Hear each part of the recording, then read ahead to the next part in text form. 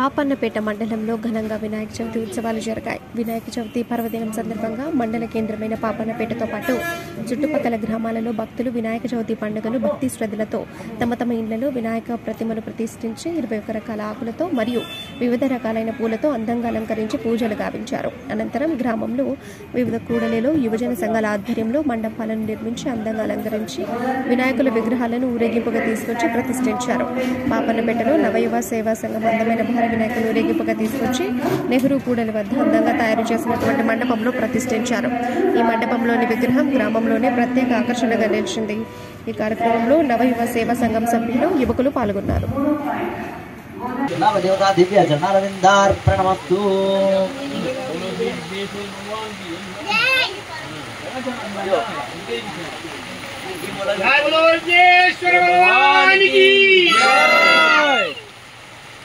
जय बोलो